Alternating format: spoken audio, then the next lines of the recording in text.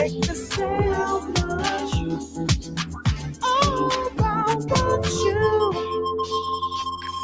Shed every tear that I cried for you.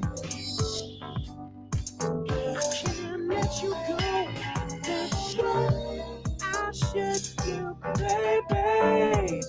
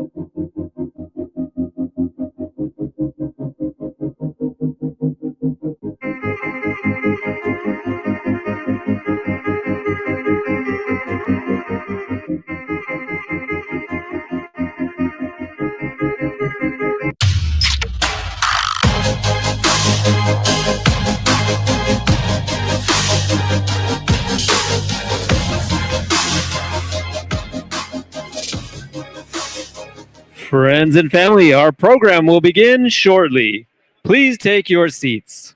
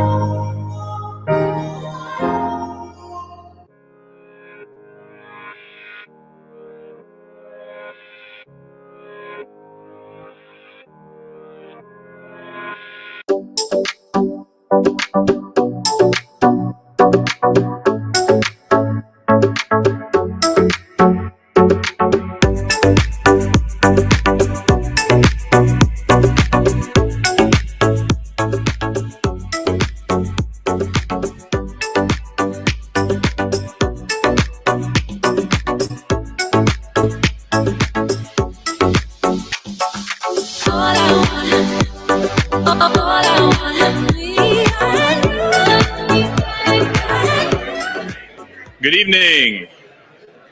Good evening. Please find your seats. We're going to get started here. Wonderful to have you with us for this Top 10 Scholars ceremony. My name is Andrew Finstuen, and I'm the MC for the evening. But before you hear from me, we'd like for you to hear from President Trump, Dr. Trump. This is one of her favorite events. I know she's here. She's going to come offer some welcome to you all. But while she's making her way over here, I'm just going to keep saying, come, sit down, settle, because as you can see, she's has some implements to help her get to the stage here. So thank you. Let's give Dr. Trump a warm round of applause.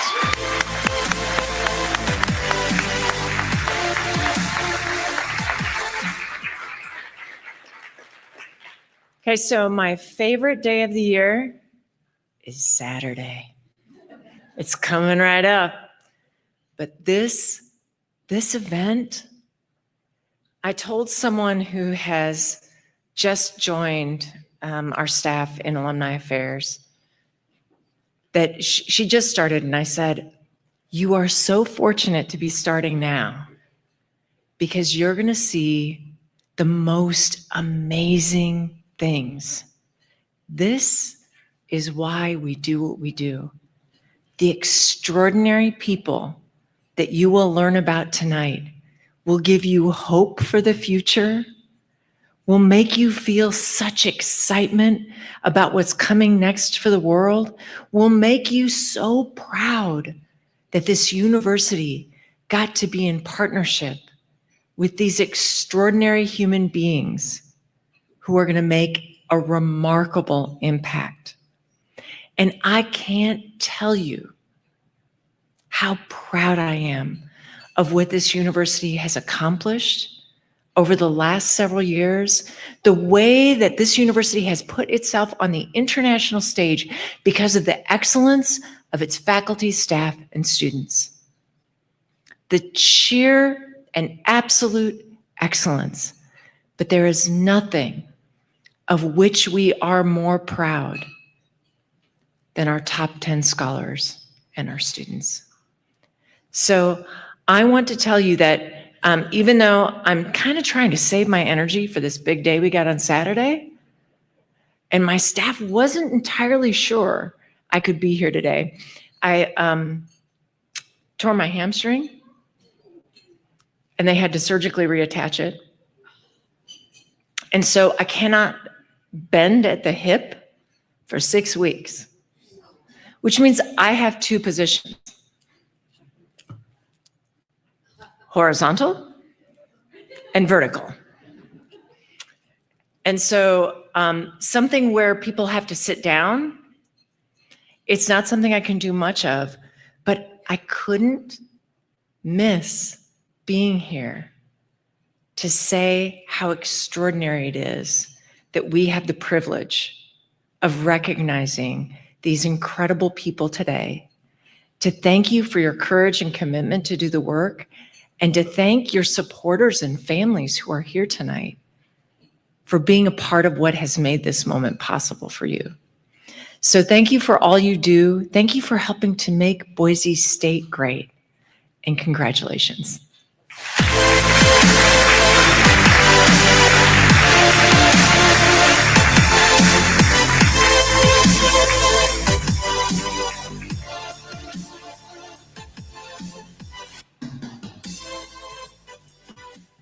As you all know, President Trump will be taking on the University of Vermont here, but let's give Dr. Trump another round of applause for her work at Boise State University.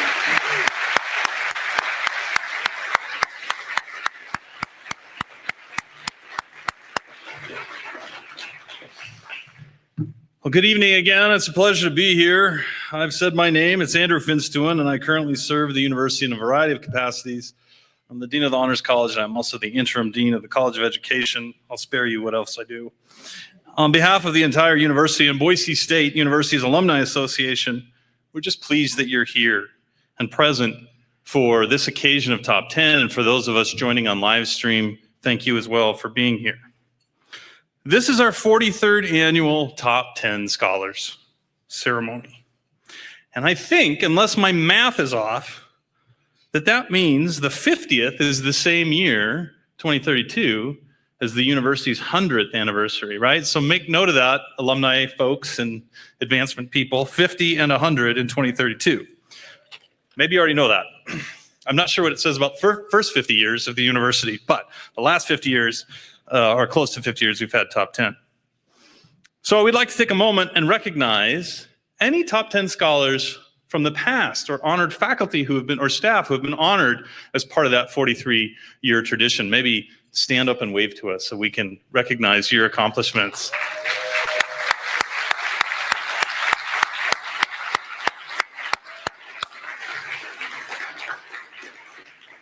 And before I commence with describing the process of top 10, I'd also like to thank Sydney Montgomery from the she's somewhere. She wouldn't want me to do this, but she helps put this on. I don't know where she was. She's all the way back there. Thank you, Sydney. So here's what happens for these students who have been awarded top 10. They have to have a 3.8 GPA, cumulative GPA or higher, and they're selected on the basis of their academic performance. That's part of the 3.8 GPA, but also their coursework. Their excellence in experiential learning, things like research projects and study abroad experiences.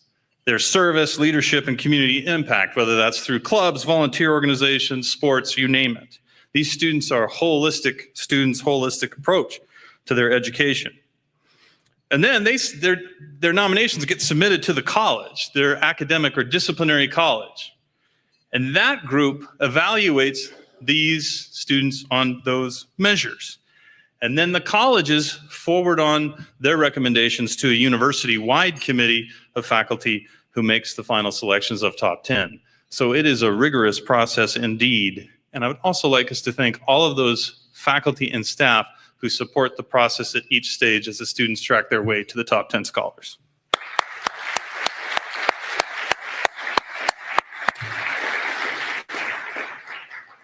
And then you'll also see shortly that the students honor a faculty member or a staff member who has been influential in their time at Boise State. So what a process.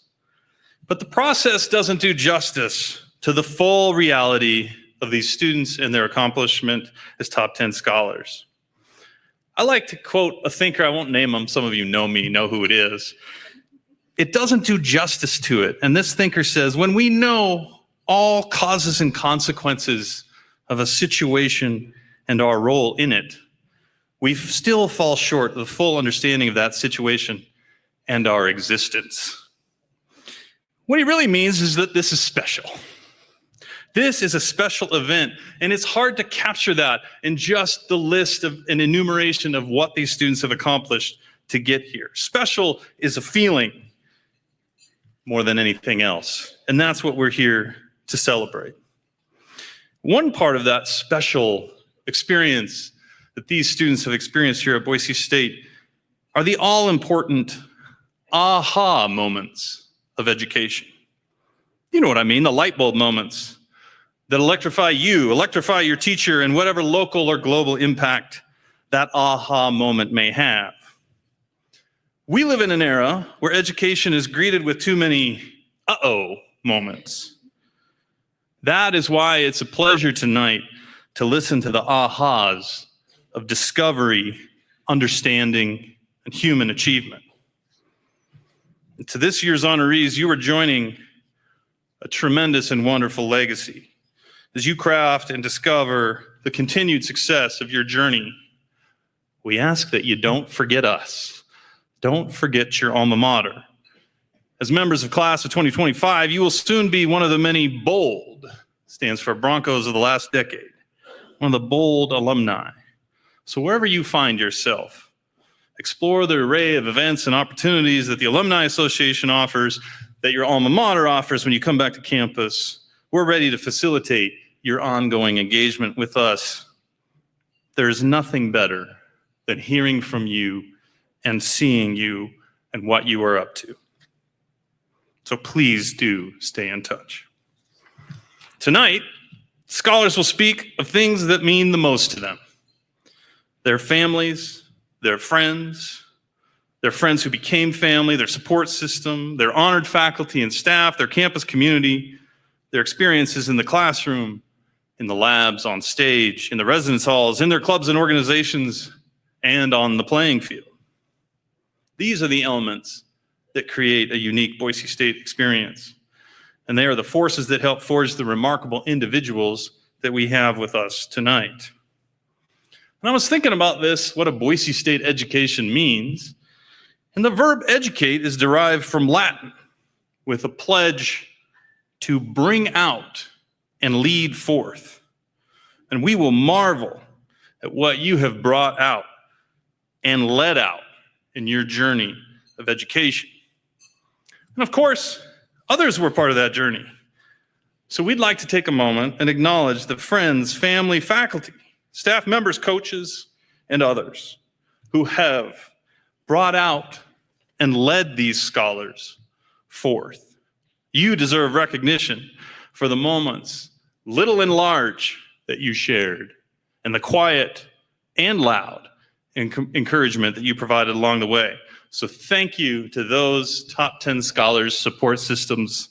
Let's recognize them as well.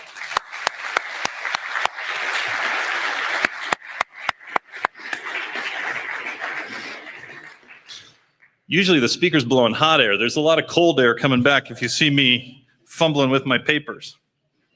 So in their own words, you will shortly hear these scholars and how they've explored their worlds with heart, embarked on academic pursuits while they worked to overcome difficult experiences, medical diagnoses, how they transformed clumsiness in a lab into skilled hands that will eventually earn a doctorate, how they found more than just their voice through singing and music, how they lived through difficult circumstances and chose love and hope to believe in themselves, and perhaps the world encouraged them to do otherwise. Top 10 celebrates this display of mind and heart from our students, faculty, and staff. We'll begin that celebration now as we hear from Griff Allen, who will be introducing our first scholar, Nuha Kamal Akhtar. Thank you.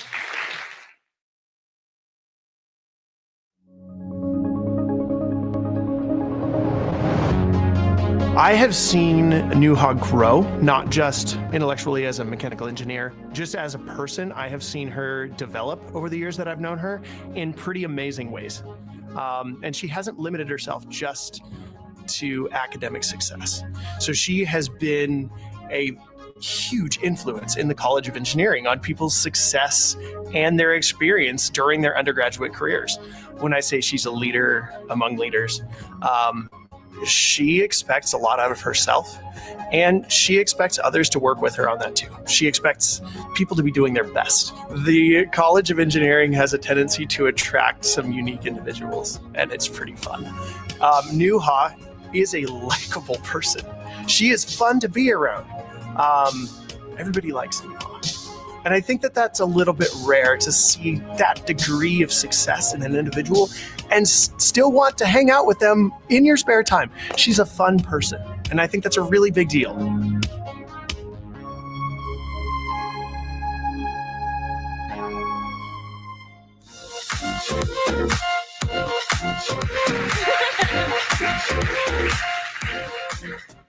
Can you guys hear me? That was a great video, Griff. Thanks. Okay, well, when we were going over the requirements for this event, Sydney told me that since I was going first, I'd kind of be setting the tone, which totally no pressure. It's not like this is a big fancy event, but I'm gonna try my best. So when I first got to Boise State, my one goal was grad school. I knew I wanted to do a PhD, but I didn't know what, and that was kind of my problem. And I could never pick one thing. I always managed to juggle a million things and somehow make it work. And so naturally, college became all about side quests. I figured if I didn't know what I wanted to do, I would just do everything and see what stuck. But to my surprise, I ended up loving almost every job and research lab I stumbled into, especially because of the people I met, who were talented, passionate folks who impacted me more than any plan or thing I could come up with. I still treated each job like a short-term fling, learn what I could, keep the friends, and move on. But this is when things got spicy. So at the end of my first semester, I learned about the machine shop, which I totally didn't believe we had. And as I entered the EIS, which was super unassuming on the outside, but inside, filled with airplanes on the wall, machinery everywhere. And I thought, yeah, this place is pretty cool. I could probably spend some time in here. Now, flash forward next semester, I'm knee deep into sophomore design. I'm fueled by pure stubbornness and spite to make a doomed project work. I'm venting to Griff about yet another redesign, on the verge of tears, and he's just like laughing at me, which, spoiler alert, that's pretty much a common occurrence the last 4 years that I've been with him. And he asked me if I wanted a job, and I said, if you're lying to me just to make me feel better, I will cry on the spot. Thankfully, he was serious. And that night, I remember my dad asking, you're only going to do this for a semester or two, right? Once you learn one tool, you don't need to do it again. And I remember thinking, yeah, totally. I mean, it's just the machine shop. I was totally lying to myself. Spoiler alert. I quickly started showing up way more than required, sometimes even pulling all-nighters by choice. I actually just did one last week. It was not fun. But 3 years later, the shop has become my second home, and I can't even imagine who I'd be if Griff hadn't given me that chance. Two of my biggest influences in the shop were Griff and Chuck. Griff, who you might catch dancing intensely to chaotic music blasting in the speakers in the shop, is somehow also the manager of this entire place. He's completely changed how I approach engineering, leadership, and life. He's incredibly knowledgeable, humble to a fault, and is always willing to help. He's the reason why the shop is the way it is, and honestly a huge reason why I've become who I am today. I don't think I'll ever have another boss who teaches me wild engineering skills, creates spontaneous dance party breaks, teaches me stick shift so I can drive my Miata, and lets me randomly cry in front of him when life gets a little overwhelming. And then there was Chuck Burnell, easily one of the smartest people I've ever met. He knew something about everything and was always up for conversation and was always there when you needed him. Last year was pretty rough, and I like to joke that I lost my 4.0, which, Todd, I'm looking at you. That's kind of your fault. But junior year was a little rough, a little more rough other than that. I mean, I actually found out I had thyroid cancer, and Todd, I bet you're feeling really guilty right now. It's actually why I lost my 4.0. But I remember after surgery, I had to stay in the hospital overnight, and my family had to go home. My friends were asleep, and Chuck was the one who stayed up all night texting me.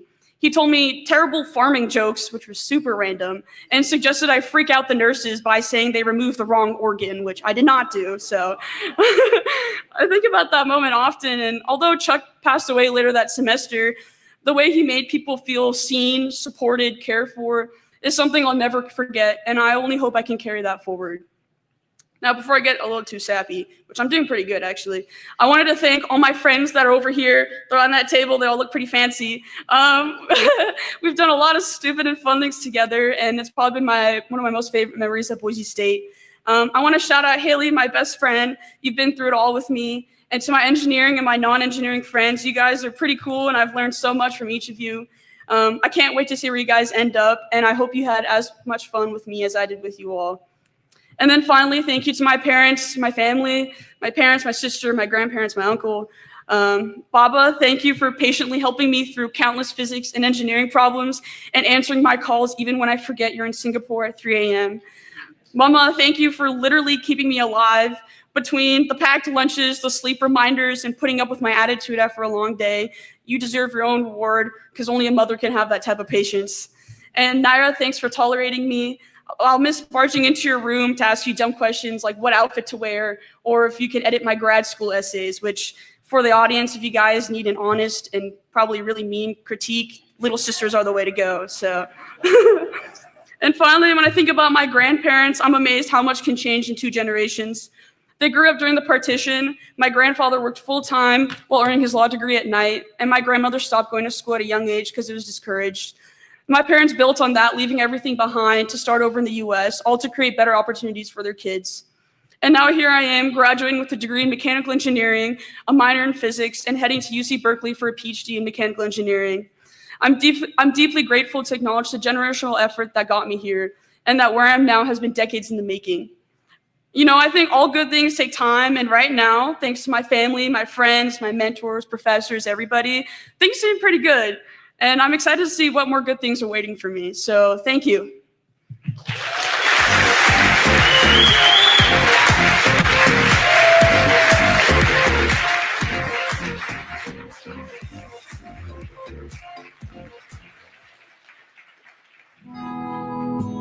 My first impression of Angel was that he was quiet. He's a soft-spoken individual, but most importantly, I would add that he's resilient. That resilience is what's going to get him through everything else that he's going to have to face and is going to continue to make him be successful. He's worked hard. He's put everything he has into going to school, and he has identified additional opportunities beyond his degree for the goals that he wants to achieve. I would say that I am incredibly proud of you, Angel, for being who you are and being true to who you are and not wavering from who you are. In doing that, I think you found your resilience, and I think you found the magic part of you that will allow you to achieve everything you want to achieve.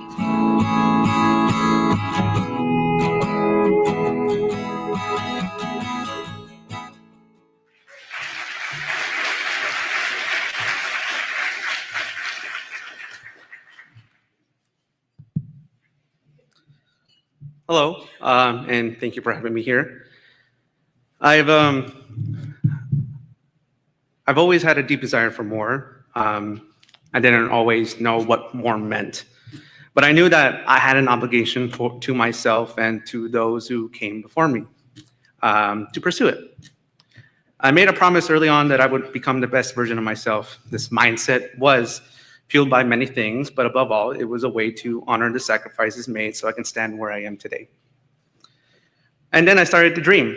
And when you combine dreams with ambition and willpower, it can lead you to break the status quo, because you see people like me, Latino from a rural area, you're not really expected to amount to much.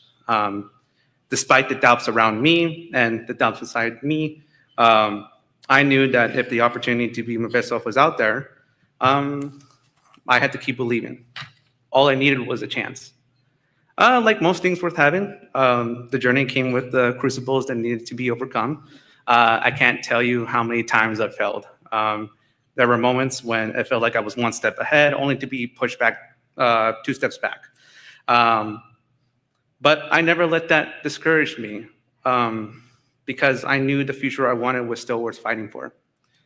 And during my junior year at Boise State, I began to realize what I was capable of. And unfortunately, it was then that I faced an uncontrollable situation that nearly took everything away from me: cancer. At first, it didn't feel real. Reality can often be a heavy burden when you aren't prepared. And at first, I won't lie, I was scared. Even with family, friends, and the doctors that were supporting me, it was hard to accept that the odds were against me, but I made myself a promise that if I survived, if I was given a second chance, I would pursue my dreams with everything I had.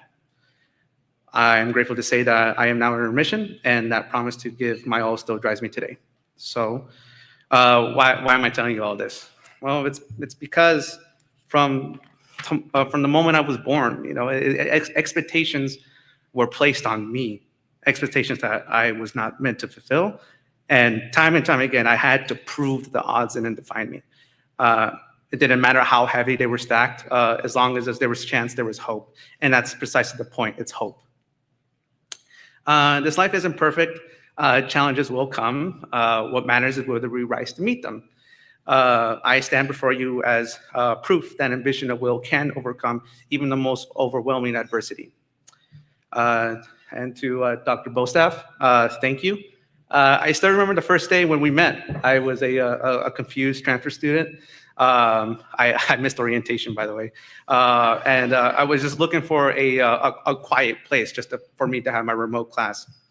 You became not only one of the best professors I ever had, but also a mentor as well. You were one of the first examples I saw why it's worth to keep going. When things got rough, you always knew exactly what to say. You have impacted my life in ways that words can never fully express. I hope you continue to inspire every student who walks through your door, just as you did to me. And to my family, if I could say everything in my heart, it would probably take more time than what I already have. But our story doesn't end here. I will continue the journey you sacrificed so much more. Les quiero mucho. I love you so much. And to Boise State, thank you for these unforgettable years. Every minute I spent here helped build the person that I am today. I wouldn't trade it for the world. And it truly is an honor to be graduating as a Bronco. Before I end this, I have one last memory to share. During my time at the Supreme Court, I had the privilege of being in the presence of Justice Nuha Akhtar, a figure who has inspired me since the moment I decided to dedicate my life to the law. Before I left my time at the Supreme Court, Justice Sotomayor told me something I will never forget. And I quote, "You have the power to change the world for the better. I hope you all in here all bear witness on how that journey unfolds." Thank you.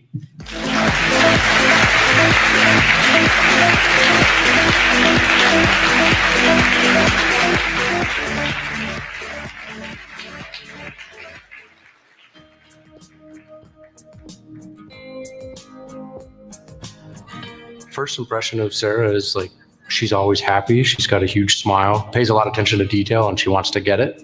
And she's very ambitious. I admire her work ethic. She works really hard. I'm just really proud of her ability to come in with a smile, work hard, work on challenging problems, and communicate what she's doing. I think she's just a well-rounded student. I'm so excited for her to go to the next level, which she's accepted a position at the Massachusetts Institute of Technology, where she's going to talk about Boise State and how awesome it was here to people that come from all over the country. And so I think very, very, very prideful that I've had the opportunity to work with Sarah for the last 5 years, and to send her off into this bigger world of education, her academic career.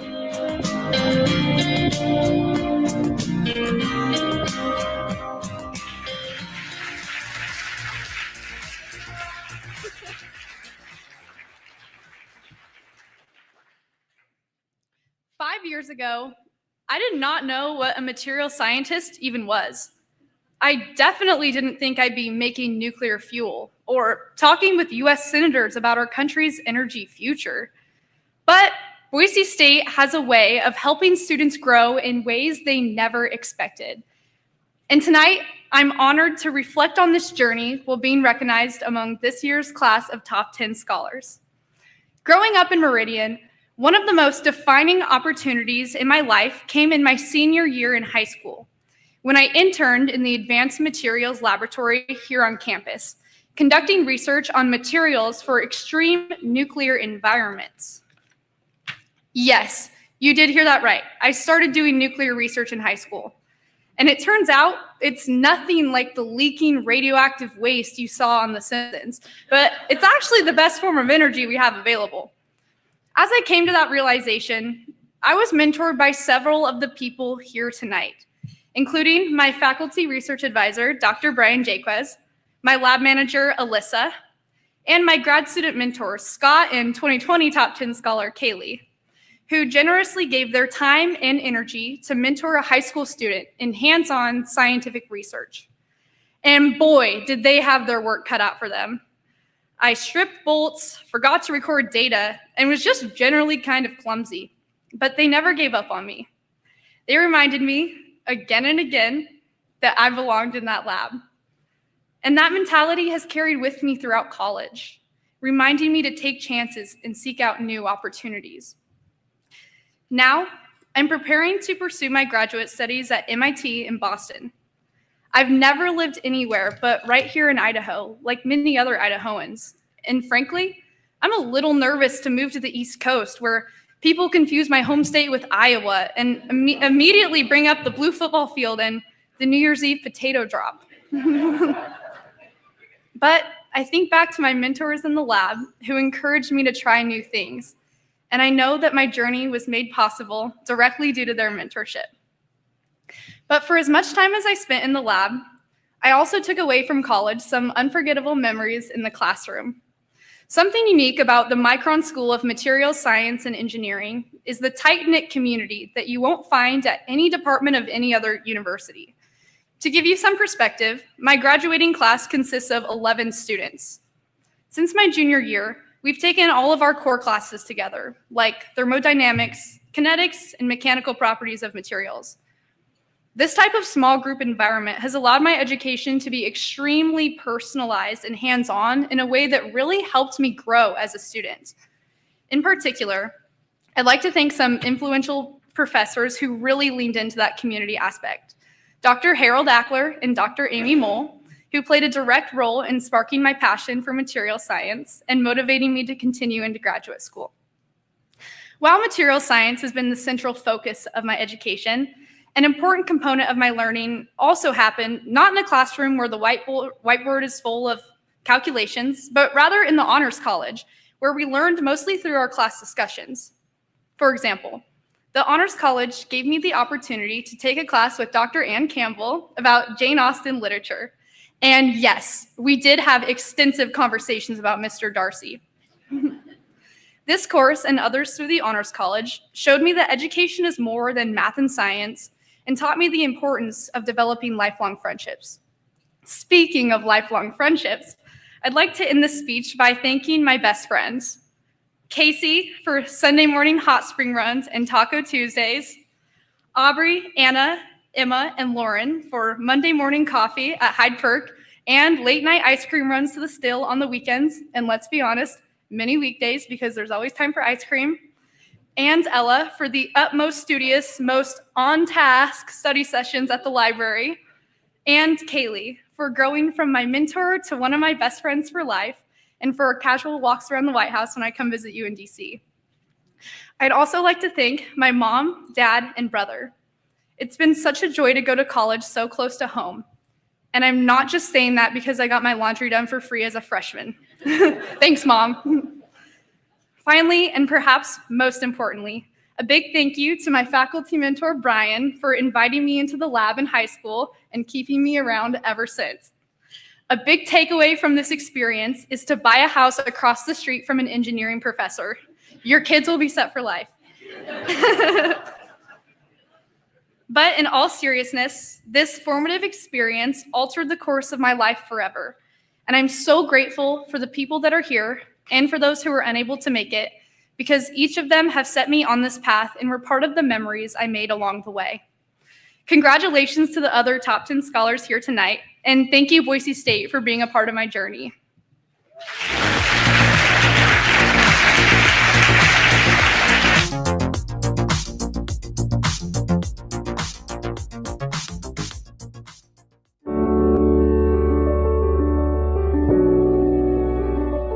My first impression of Anthea was, this girl is super smart. Anthea is just really an outstanding human. She has a big heart, and she's such a vibrant and beautiful person, and she really cares and is really passionate about music. She's passionate about her education. What makes Anthea particularly worthy of our Top 10 Scholar Award is that she works incredibly hard. And she has faced quite a few challenges, but even through those challenges, she has persevered. She has stood up and she has begun to find out who she is as an artist, who she is as a person, and what she would like to say and what she wants her work to say. And I know that she will go out into the world and truly represent Boise State well. And she will continue her scholarly work, and she will continue to work hard.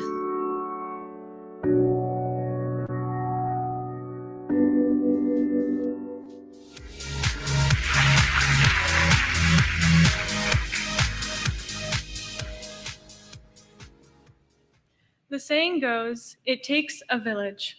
While this traditionally refers to raising a child, I have found it to be just as true regarding education. After earning my associate's degree from a community college in California, Boise State was actually the only university that I applied to because I have cousins who went here and loved it, one of whom is sitting at my table tonight. In hindsight, it might have been stupid of me not to do my research. The extent of my knowledge about Boise State was that the football field is blue and that a river ran through campus. But perhaps it was all meant to be.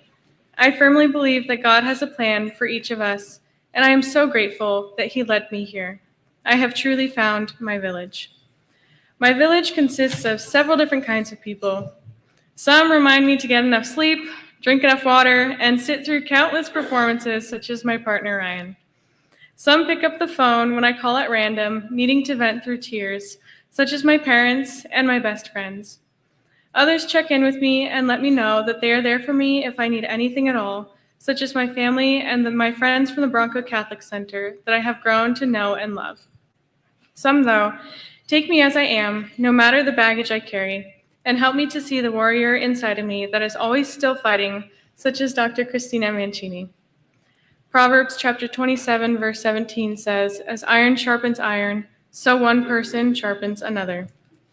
Dr. Mancini, thank you for being a light in times of darkness, one bright enough to rekindle my love for singing when I had lost sight of why I even started. You have taught me that singing is truly about the journey, not just the end result, and that this lesson is applicable far beyond singing. I am so incredibly blessed that you have been part of my journey these past 2 years. You have not only given me the knowledge and confidence necessary to start teaching my own voice students, but you have been a brilliant example of the teacher I strive to be, one who truly listens to and advocates for students, who is vulnerable and humble enough to show that they too are human, and who doesn't just teach, but educates. You have left me with life lessons, tough truths, and words of encouragement that I will not soon forget, but that I will use to make an impact in somebody else's village. And even though I tried to fight it at times, my village challenges me in ways that have helped me to maximize my time at Boise State. When I applied here, I lacked direction in terms of picking a major. I liked singing, but I really didn't have much training, and I worried about how I would make a living as a freelance musician. After giving it much thought, I ultimately decided to major in music, but also get a business degree to give myself career options after I graduate. Although I admittedly intended the business degree to be a backup plan, I now know that it is not simply a backup plan, but an invaluable part of learning and navigating the music industry. I used to view my areas of study as being very separate and had a difficult time in finding ways in which they could be intertwined. However, various impactful College of Business and Economics professors and courses helped me come to the realization that I, as a performing artist, am my own business, and it's absolutely critical to know how to protect, market, and advocate for myself as such. After this realization, my entire way of thinking shifted, and I suddenly found myself getting hired on for more gigs. I also had a newfound confidence in myself and my abilities as a singer. Applying business concepts to everything I do as a musician has been one of the most helpful developments during my operatic journey, and studying business has given me a more informed perspective on the inner workings of the music industry. So even though those some of the toughest courses I have ever taken, I would do it all over again and do it with intention, knowing now how much it has affected my understanding of the music industry and my place in it. I am deeply grateful to all the people who haven't just watched me grow, but who have actively facilitated that growth. To the people who took the seedlings of my hopes, dreams, wants, and cares and watered them day after day without fail. Although this award may have my name on it, it truly belongs to everyone who has helped me get to this point. I am leaving Boise State with a new, carefully cultivated garden of thought that perfumes the way that I view the world. I am no longer terrified of what lies ahead. Instead, I am eager to make my mark on the world, informed and inspired by the village that has shaped me. As Winnie the Pooh once said, how lucky I am to have something that makes saying goodbye so hard. Thank you.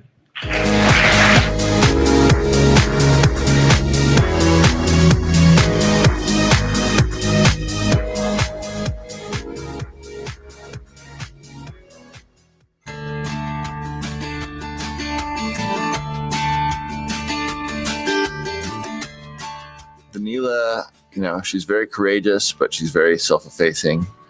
She's kind of quiet, but she's not shy, right? So when she says stuff, she means it. She's very engaged and wants to see the world be a better place. And I'm really proud of the way Danila really pursues sophisticated lines of inquiry and really holds on to working on these projects that you don't know if they're going to amount to anything, and really going after a lot of that, but also working in concert with people so well, really bringing other people in and working with other people. She really does amazing work and really is so thoughtful of other people.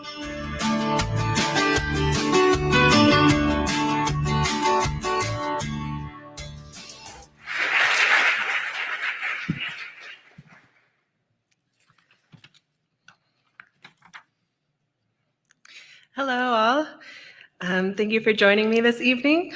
So, as I recall, my childhood was frequently disrupted with numerous moves due to socioeconomic factors and personal circumstances. Arriving at Boise State, I thought much of that precarity was resolved. I had received sufficient financial assistance that I could find comfort in student housing, but uncertainty and instability would follow me throughout my undergraduate career in ways I could not foresee, though the people I met my first year would set me with the right communities to face it all. The first form of community I interacted with was the TRIO SSS programs, particularly the Rising Scholars Program. Esperanza became my initial mentor, inspiring me to facilitate workshops on campus. And she wrote, "I am nothing but confident Danila in her future. She is an individual who has genuinely fallen in love with education, research, and serving her communities." These words have always stuck with me since I initially read them. But if it wasn't for finding sociology, I would not have fallen in love with education the way I did. In my first year, I took 2 sociology courses, and as I revealed my curiosity in the discipline to my professors, Michael Kreider and Jeff Cates, they were swift to recruit me. Once I switched my major, I flourished as a student who was enraptured by a newfound passion for research. For the rest of my college career, I threw myself into research as a McNair Scholar and in the Intermountain Social Research Lab. McNair introduced me to Chandra Reyna, who is my go-to person to calm my nerves, reinforce my identity as a scholar, and get me excited about my future that I'm often way too nervous to celebrate about.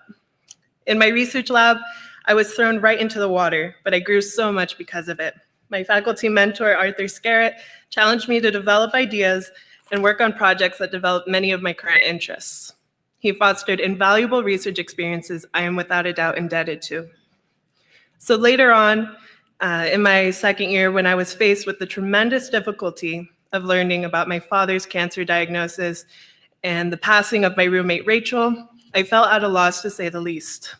I worked on assignments while sitting in the hospital and moved out of my housing space into a small freshman dorm, entirely confounded by tragedy. But to say I faced this alone would be a disservice. I had the communities I had fostered my first year and loved ones. In my first year, I met my best friend. She was the closest friend I have ever made, with my first outing with her consisting of boisterous laughs. We lived together with Rachel, and she took care of me in more ways than she could ever know, when I spent more time at the hospital with my dad than at home or in classes. Now she is my partner and is a major source of inspiration. She is the most supportive, creative, hilarious, kind, and beautiful person I know, and whose passions encourage me to consider intentionality in every aspect. And of course, I've had my family's support throughout my whole life. I have learned to search for the balance with their overprotectiveness and unrelenting encouragement to go for new opportunities. My mom is the one who taught me the importance of education first. She obtained her GED at Boise State University when I was in a stroller. My eldest sister, Ash, has a remarkable love for her community, which inspires me to the fullest extent to be involved for life. My other older sister, Nancy, was the first to navigate university and move out of Idaho. Both of my sisters have always been my role models, and I've always thought of myself embodying both of them equally in my being. I love my family and my friends and partner so much. But at the end of the day, what remains most valuable to me is everyone's dedication to wanting me to succeed. The time and energy that those closest to me have devoted is worth more than any award I could ever receive. And so now I look forward to going to Binghamton SUNY in New York to enter my PhD. And so I will be corresponding from there. Thank you all.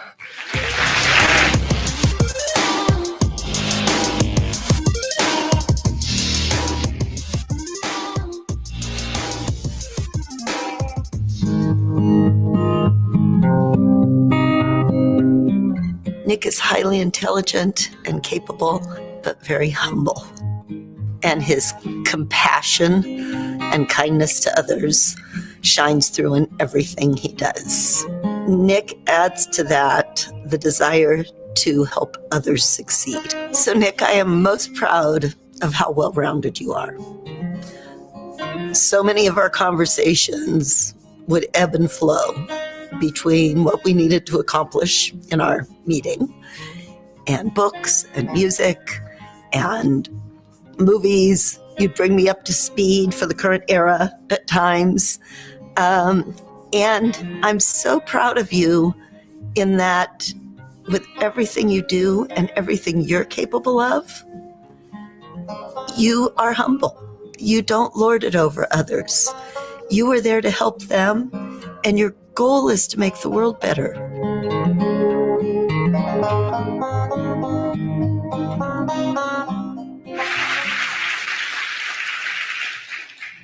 Wow, what an introduction.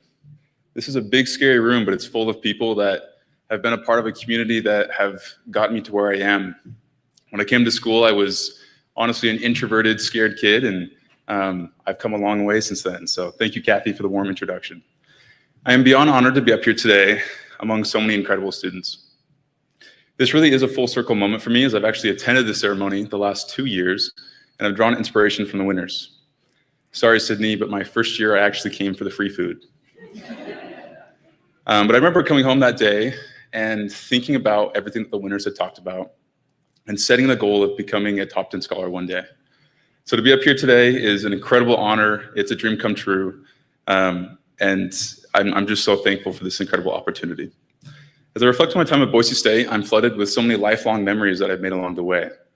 Some that many have experienced, like the Boise State rite of passage of being attacked by geese, and others like being devastated at the front row of the student section at the Fiesta Bowl. But regardless, I've come to love what it means to be a Bronco. And when I think about the lessons I've learned along the way, I reflect on simple, maybe even obvious lessons like just because you have the unlimited meal plan doesn't mean you should put on 30 pounds in your first semester.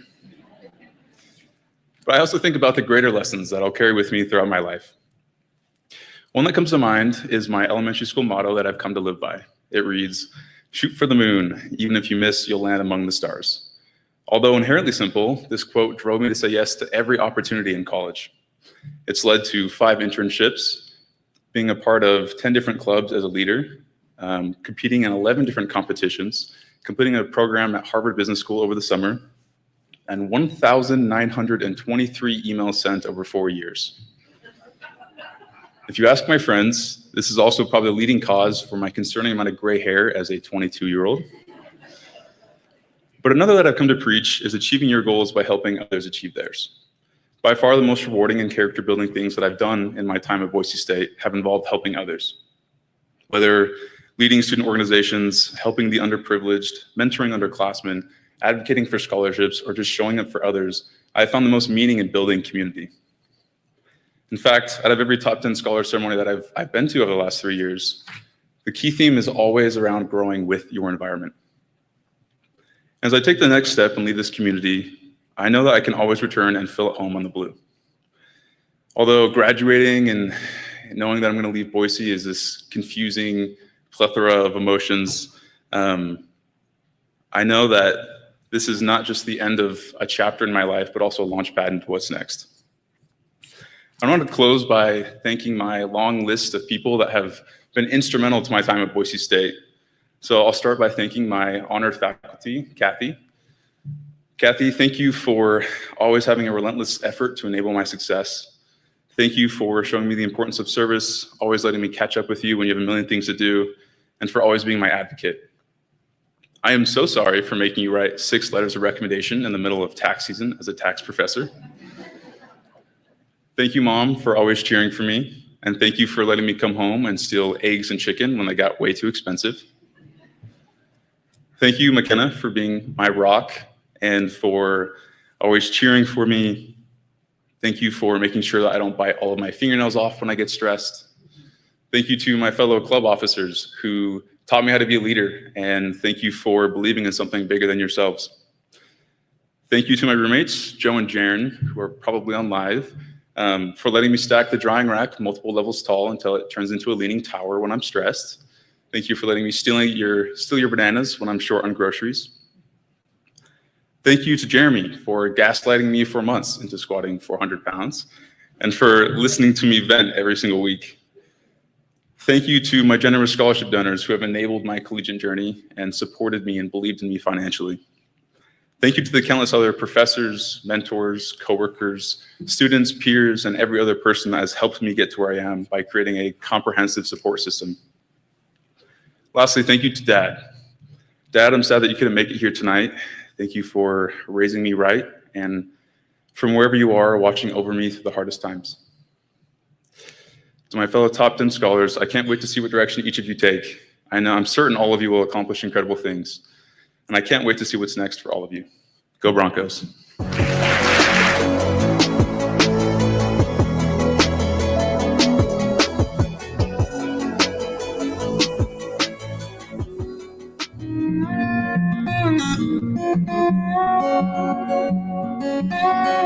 I admire Jonas's dedication and passion.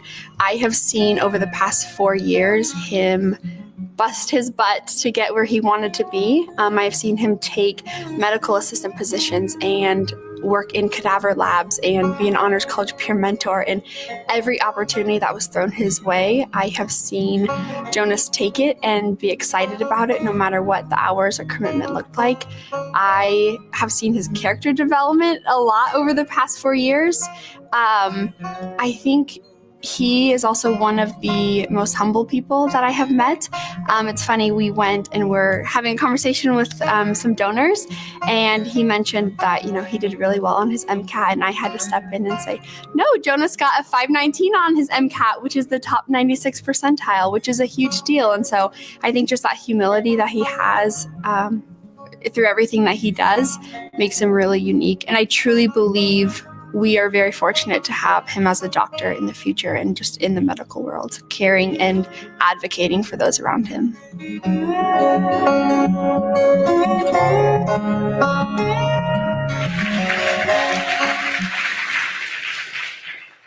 Oh, Madison, I'm almost crying in the club. Okay.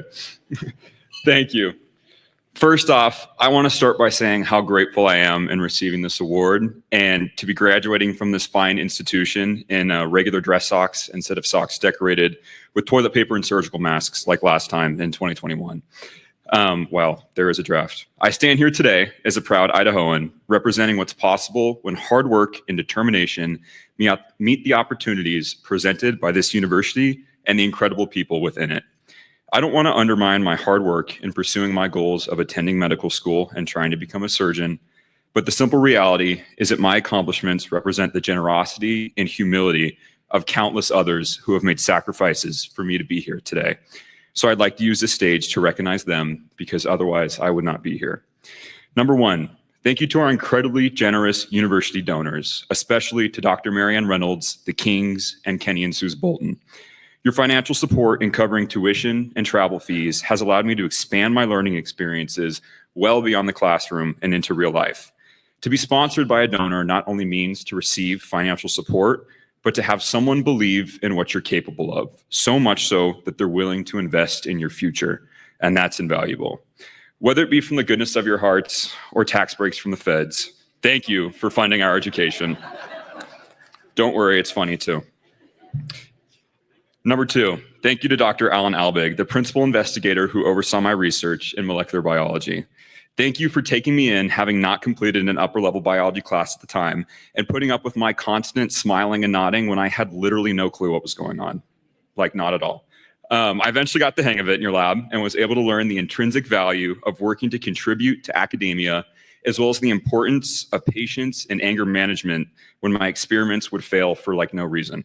Thank you for taking me in. Number three, thank you to our tireless parking and transportation department. You've taught me to be quick on my feet, ready to dead sprint across campus at a moment's notice to move my car, and you have motivated me to pursue a career that fortunately has a good salary because God, I'll need it if I get a BSU parking ticket. You've truly shown me what it means to be dedicated to your craft. In all honesty, I know you're an essential part of the university. You're just an easy target, so thank you.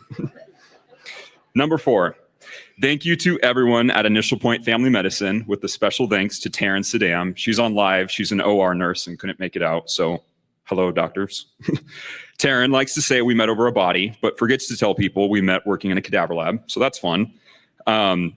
She was also the manager at Initial Point Family Medicine and took me in as a medical assistant at the very wise age of 19. This job was my first clinical experience. I was scared, to say the least, being responsible for patients, but I remember what Taryn said on my first day, and it was along the lines of, "You know enough not to kill anyone, I'll teach you the rest." And I'm very happy to say she was right so far. Anyways, she's continuously supported me in this journey, and I would not be nearly as sarcastic without her. Taryn is also completing her Bachelor's of Science in Nursing at Boise State. Thank you, Taryn. Number 5, thank you to my family. Being from Boise, I'm lucky enough to see my family every week for dinner, which means they were unlucky enough to hear me complain about organic chemistry every week. I like to give a special thanks to my beautiful mom, 1, for birthing me, that's pretty cool, and 2, for talking me out of buying lottery tickets when the physics portion of the MCAT was literally killing me and I wasn't sure I wanted a job at all. That's what the MCAT will do to you. My family has been my biggest supporters. They've continually encouraged me to follow my dreams. So whether that was bleaching my hair to live in a tent on a lettuce farm in Hawaii so I could free dive, or chasing my dream of becoming a surgeon,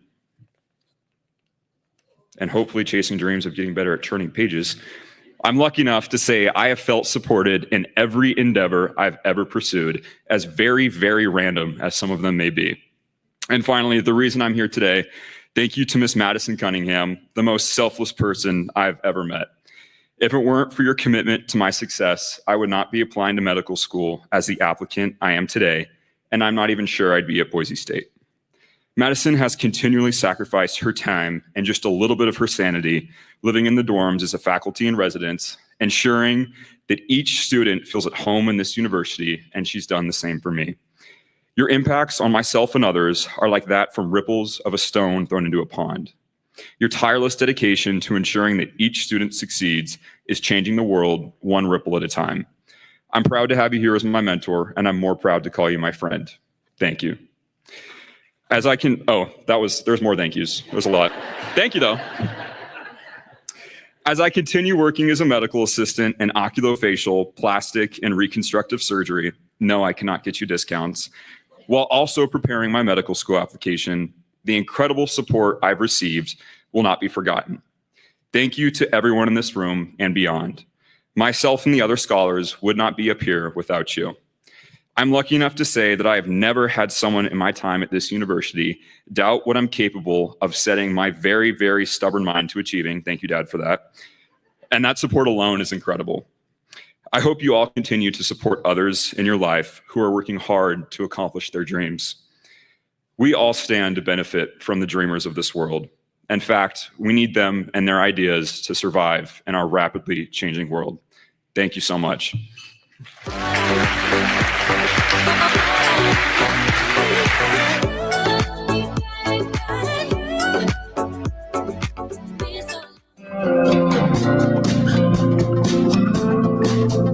Marco has the habits to be successful in everything he does. Since I've known him, he's been one of the most dialed in young men I've ever met. I mean, he's the guy in meetings that takes copious notes, color codes everything, highlights it, this color's for this. He's just a relentless learner. And that's what always jumped out at me about Marco, was just his intentionality in everything he does. And he has this burning desire to be great. If it's in the classroom, if it's football, if it's in the community, like Marco wants to be elite and actually has the habits to do it. So he deserves every bit of it because of how he's worked to be where he is now. 4.0 student because he works at it, not because everything comes easy for him. He's extremely bright, extremely talented. He's very gifted, but he's worked at every single part. No different football-wise. All the success he's had football, he's worked for every bit of that, and he deserves it because he's going to be a world changer in whatever he decides to do.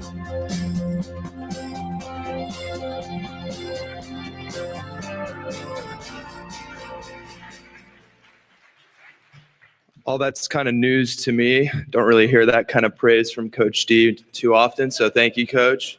I think as an athlete, it's only natural for me to want to know, although being top 10 is great, Gonna have to re-ask the committee who number one was.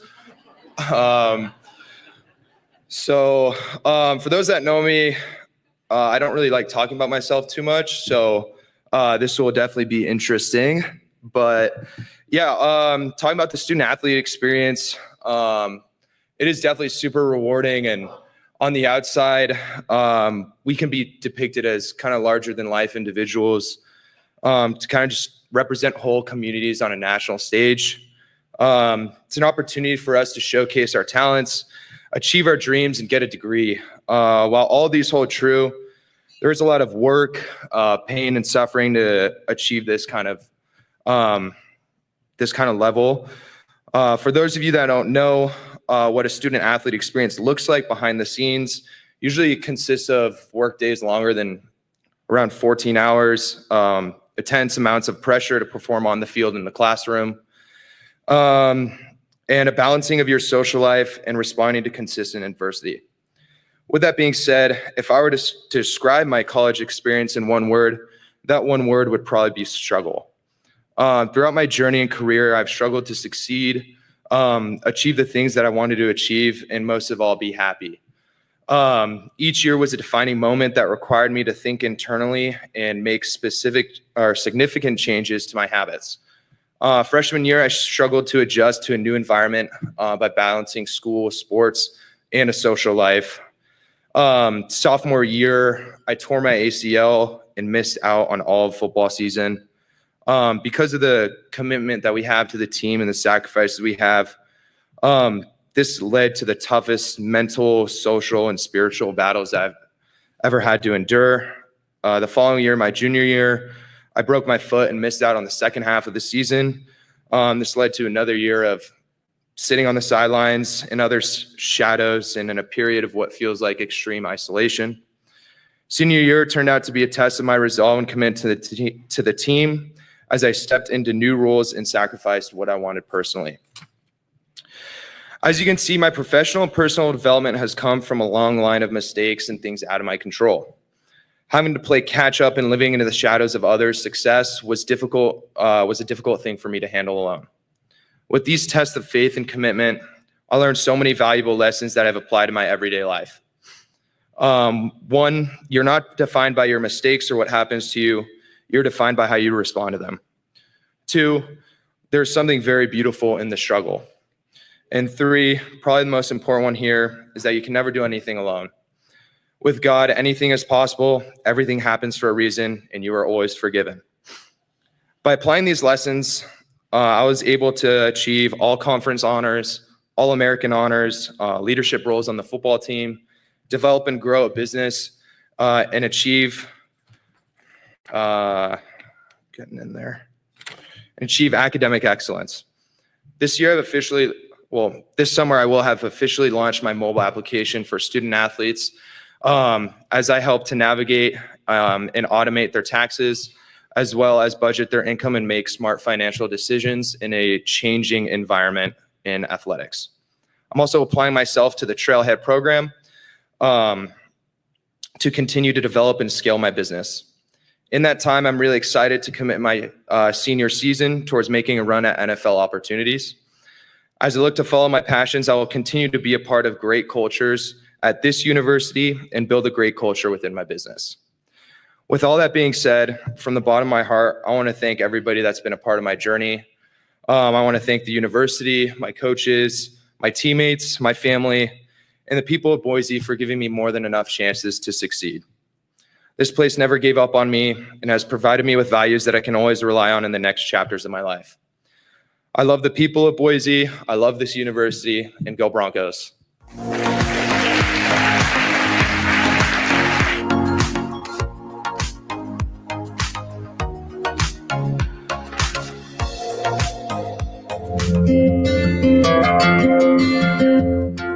The thing I admire the most about Matthias is his resilience.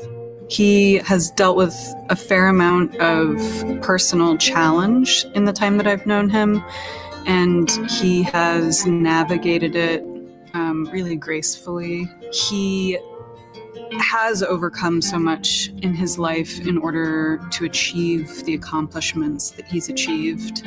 And he is a remarkable poet and performer. I am proud of Matthias for always coming to class prepared and enthusiastic. You brought your best self to class and did the work, and I think his peers recognized that and really looked up to him for that.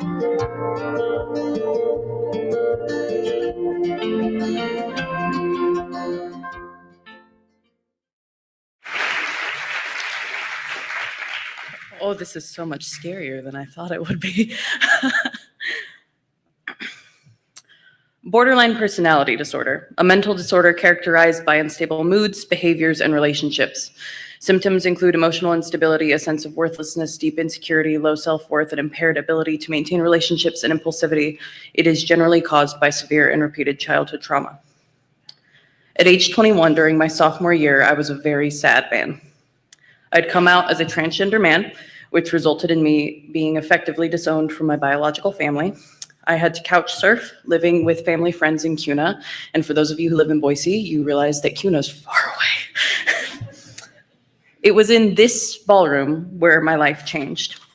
I had worked a wedding reception here as a part of my event services job. That night, I had been yelled at, had to clean up blood from the dance floor, and I had drunk men trying to hug me.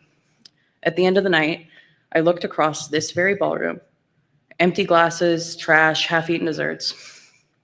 At that moment, I thought it would be better to have no life than the one I was living. I had no family. I had no friends who knew how badly I was struggling. And despite working as hard as I could, I was still poor. The only reason I stand in front of you all today is because I had one friend, someone who I don't even speak to anymore. I had one person reach out, sending me a text. Hey man, I know you're still on campus. Need a ride home? In some paintings, some recollections, Joan of Arc is more than just human. It has been said in more legend than history that when she was seen by others, her devotion, her faith, it created a soft glow around her head, a sign that she was safe, that she was loving, that she was loved. When I climbed into the front seat of his little Subaru, I swear that glow sat on his shoulders all the same. Soft, golden, and kind. I haven't hung out with him in years, but I swear when I think of saints, usually when I'm looking for fodder for my poetry, I think of him. And just for a moment, I'm in that seat, and he is the one taking me away from the stake and from the flames. Following a short hospitalization for suicidal ideation, I was diagnosed with borderline personality disorder. It was near impossible to separate my illness from myself. The sticky sinew of what I was, of my pain, of my trauma, it was a tar pit that made sure the best parts of me couldn't be separated from the worst. Over this degree, I've asked for a lot of help, a lot of favors, a lot of trust that I was still the overachieving person I was. The diagnosis didn't make me sicker, it simply gave it a name. The sky would exist if we didn't have a word for it. The grass would still grow even if we didn't have a way to talk about it. And all my professors kept saying, it's important to just be here. Many times that statement is directed at college kids skipping classes to sleep in, but for me, this wasn't the case. Sometimes being there took the world. It took tears. It took a lot of coffee. It took Zoloft, shout out modern medicine. It took a lot out of me, always. But I'm here, and I'm alive, and I'm a top 10 scholar. And thank you. Sorry, there's like so much more. And it was all because one person took a chance on me. To my loving partner, who, no pressure, I hope proposes soon, thank you for putting up even when I'm in the middle of reading Camus or Sartre and I'm hopelessly filled with ennui, you've put up with me. Thank you for loving me, for picking me up from the theater at very odd hours, for attending my poetry readings and dance shows and showcases for the children that I teach at the Idaho Shakespeare Festival. You have been a loving and kind constant and the only thing that makes me feel normal. To Dr. Taryn Birdsall, thank you for reading a lot of less than stellar poetry and helping me make it something worth publishing. Thank you for letting me rant and ramble in your office, especially when I'm debating what I'm supposed to do with my life after graduating. I have never received more support or more sincere care from a professor than from you. To my friends at the table, I love you endlessly. I consider the bonds that we have made much deeper than simply friendship. You are the family I have chosen. To my little brother, who turns 20 this year, first of all, oh my God, I'm old. Second of all, thank you for accepting me no matter what my name was, no matter if I was your sister, sibling, or brother. You and I are evidence that there's a life after trauma, and I did a great job of raising you. In all seriousness, you're wonderful. In 6 days, just 4 days after graduation, I will be turning 23. It is a miracle that people can go through hell and come out kinder. It is a miracle, the biggest miracle, that the world is still beautiful, despite everything outside. I hope that if there's anything that is imparted to you all, it's this. It's still you. Despite everything, it's still you. Thank you all.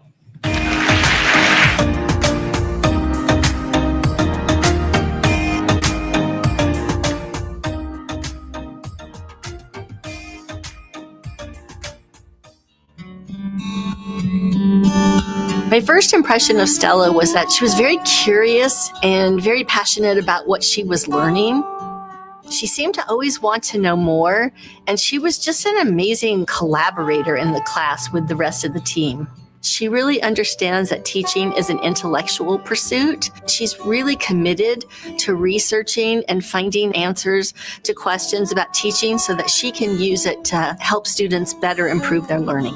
Stella is so worthy of this award. I mean, she really stands out from other students. She researches things in teaching and learning to help with their students, and she's constantly advocating for special education students. We talk about Stella on paper having a high GPA, and we look at all of her achievements and goals. But aside from that, Stella is just an amazing human who really cares about others.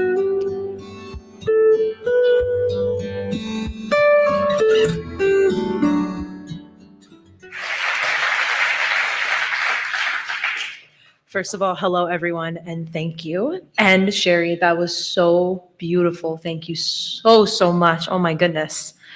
Okay, here we go. Communication impaired, struggles with reading and writing comprehension, struggles with language structure, cohesive language, and has auditory processing disorder. That was my diagnosis when I first got tested to be placed into special education to receive my IEP at 7 years old. My parents were petrified when they found out about my diagnosis and did not know what the future held for me. But little did they know their little schnoogie book doogalins would be a top 10 scholar. But it was an adventure full of adversity to get here. During high school, living on the East Coast in Byram, New Jersey, I decided to go to college in the Northwest during my junior year of high school. I'll never forget that my mother planned a whole week-and-a-half trip to rent a rental car and travel to all the schools I wanted to tour throughout Oregon, Washington, and Idaho. But then the COVID-19 pandemic stopped the world. When the pandemic hit and I was looking at schools, my mother was furloughed from her job within the hotel planning and convention industry, where she had worked for almost 30 years. My father had to pause all of his side hustle jobs that he did as well. It was supposed to be an exciting time to find a college to apply to, but it was stressful when both of my parents lost all of their sources of income. We were selling my childhood home, and then we moved into a rental house that my uncle had, which the bank owned as well.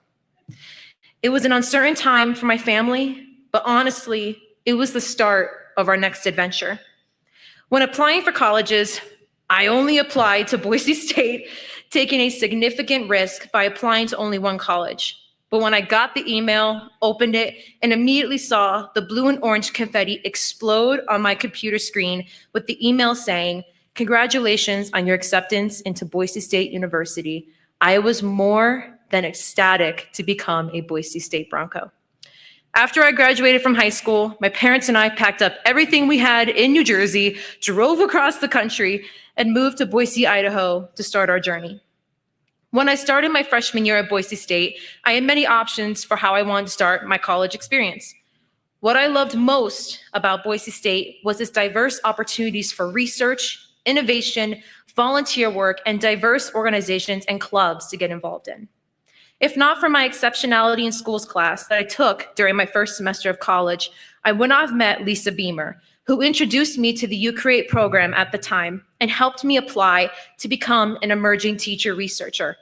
Through that, I met my mentor and honored faculty member, Dr. Sherry Dismuke, who has been an integral part of my BSU journey.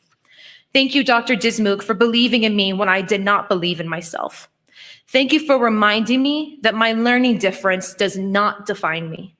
Thank you for being willing to work with me on multiple research project ideas and initiatives to support the students in the College of Education.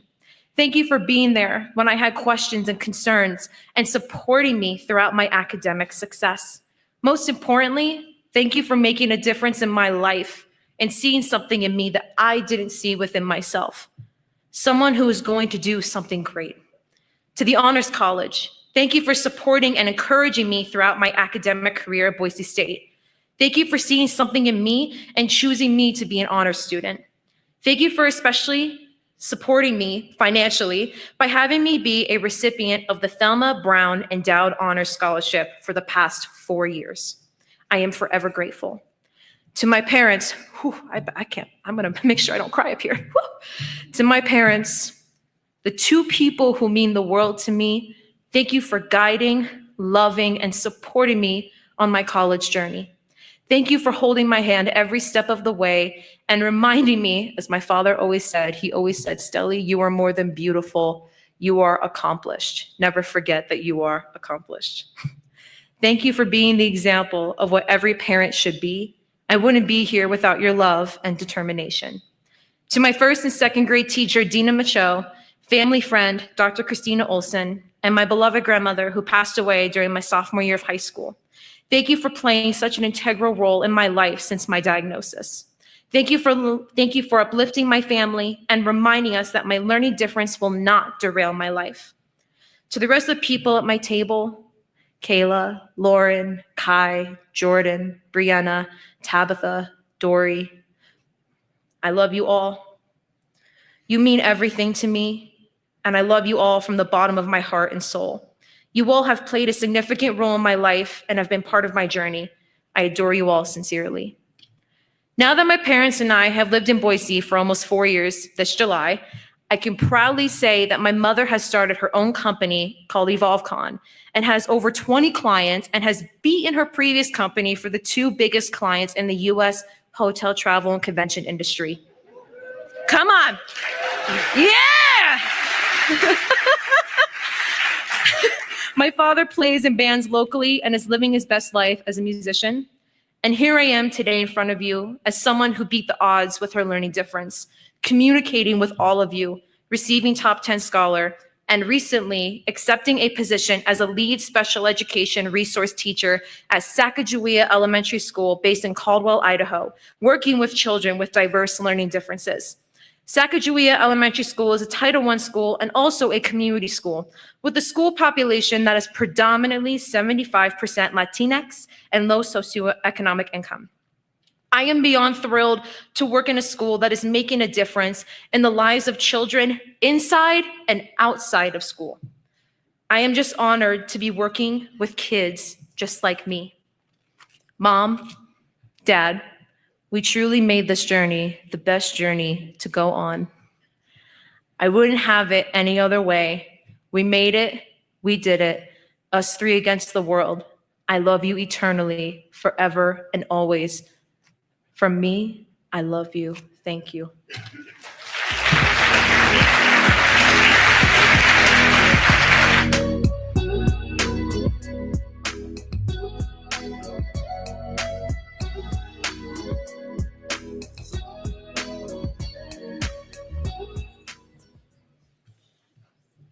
Well, how are you supposed to follow that? You don't. You make a logistical announcement. So for the top 10 scholars, we're going to break here in just a second. You all have to gather over by the top 10 sign for a group photo, okay? After we're all done here, in just a few minutes, gather there for a photo. So as I mentioned, you don't follow them. So what I did is I took notes. And I wrote a sentence of sorts, drawing on their words. So these students summarize what it looks like to be, and these are their words, seen and supported for side quests and for more dreams, encouraged by those who never gave up on them as they grew in knowledge and confidence, fell in love with education, embraced the formation of community by helping others, discovered the possible when determination meets opportunity, moved through struggle to find beauty, moved by an everyday saint who intervened and redirected a life and pushed past learning difference to discover greatness. So to you, top 10 scholars, your presence and contributions have enriched our event and this university as a whole. Congratulations and go Broncos.